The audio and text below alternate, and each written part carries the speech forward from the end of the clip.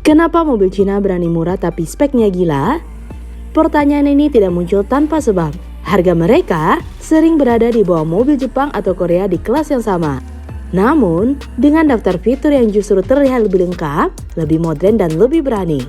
Ketika layar besar, sistem bantuan mengemudi, konektivitas pintar, hingga desain futuristik sudah menjadi standar di mobil Cina, banyak konsumen mulai membandingkan mengapa fitur seperti ini masih terasa mahal di merek lain?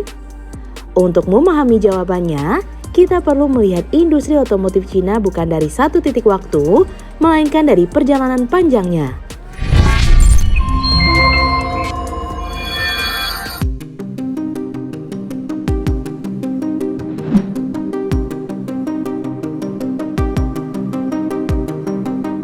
Jika kita mundur sekitar 10 hingga 15 tahun ke belakang, citra mobil Cina sangat berbeda dari sekarang. Fokus utamanya bukan lagi teknologi, melainkan aksesibilitas harga untuk pasar domestik yang sangat besar. Pada fase ini, Cina belum mengejar citra global. Pasarnya internal, volumenya masif, dan targetnya sederhana, yaitu menyediakan kendaraan terjangkau untuk jutaan konsumen baru. Teknologi bukan prioritas utama apalagi fitur canggih. Namun, justru dari titik inilah fondasi industri mereka dibangun. Saat ini, Cina adalah pasar otomotif terbesar di dunia. Jutaan unit mobil diproduksi dan dijual setiap tahun, baik kendaraan konvensional maupun listrik. Skala inilah yang menjadi kunci utama kenapa harga mobil Cina bisa ditekan sangat rendah. Dalam industri manufaktur, semakin besar volume produksi, semakin rendah biaya per unit.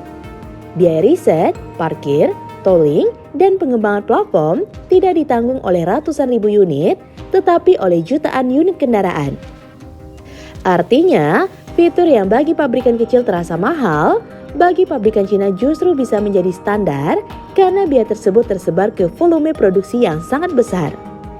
Inilah alasan mengapa layar besar, kamera 360 derajat, atau sistem bantuan mengemudi bisa masuk ke mobil dengan harga relatif terjangkau.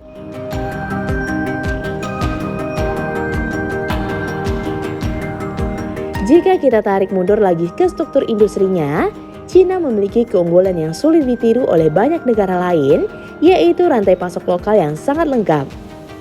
Sebagian besar komponen utamanya, mulai dari baterai, motor listrik, chip hingga sistem infotainment, diproduksi di dalam negeri. Ini mengurangi ketergantungan pada impor dan menekan biaya logistik secara signifikan.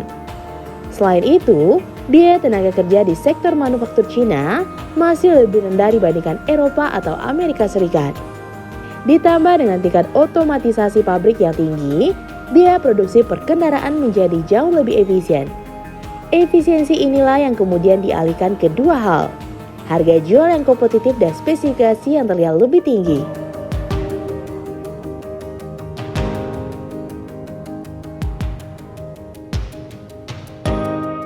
Berbeda dengan banyak negara lain, pemerintah Cina tidak bersikap pasif terhadap industri otomotif. Sejak awal, sektor ini diposisikan sebagai industri strategis nasional, terutama kendaraan listrik dan teknologi baru.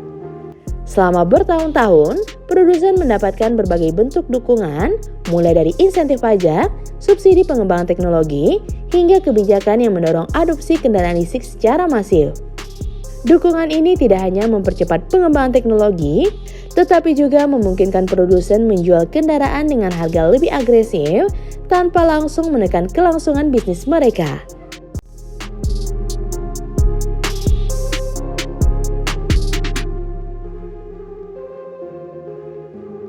Ketika biaya pengembangan bisa ditekan, fitur yang sebelumnya mahal menjadi lebih mudah dihadirkan ke produk massal. Jika kita amati lebih dalam, cara pabrikan Cina mengembangkan mobil sangat mirip dengan industri smartphone. Mereka tidak memperlakukan mobil sebagai produk yang sakral dan berubah sangat lambat. Sebaliknya, mereka menggunakan platform modular, satu arsitektur bisa dipakai untuk banyak model, bahkan lintas merek. Sistem infotainment, baterai, chip dan perangkat lunak bisa digunakan bersama, lalu disesuaikan lewat software. Pendekatan ini membuat biaya riset dan pengembangan per model jauh lebih rendah. Fitur-fitur modern tidak perlu dikembangkan dari nol setiap kali model baru diluncurkan. Akibatnya, teknologi yang sebelumnya eksklusif di kelas atas bisa turun cepat ke segmen menengah bahkan entry level.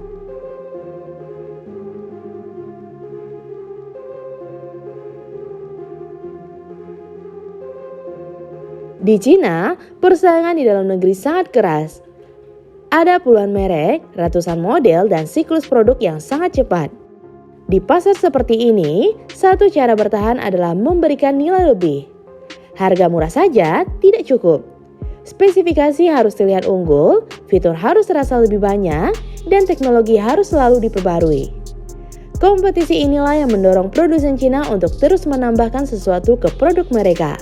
Bukan karena pamer, tetapi karena jika tidak melakukannya, produk tersebut akan tenggelam di pasar domestik mereka sendiri.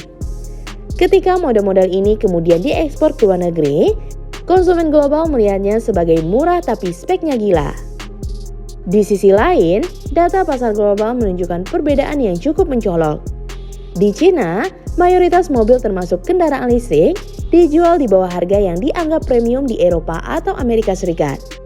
Sementara di banyak pasar barat, mobil dengan teknologi tinggi masih berada di rentang harga atas.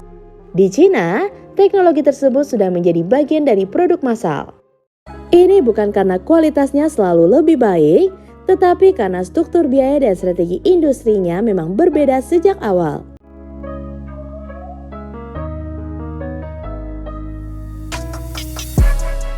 Jika kita kembali ke pertanyaan awal, kenapa mobil Cina berani murah tapi speknya gila? Jawabannya bukan satu faktor tunggal. Itu adalah hasil dari skala produksi yang sangat besar, biaya produksi yang lebih efisien, rantai pasok lokal yang kuat, dukungan kebijakan negara, strategi modern ala industri elektronik, dan kompetisi domestik yang ekstrim. Semua faktor ini bertemu dalam satu titik. Produk yang menawarkan nilai tinggi dengan harga agresif.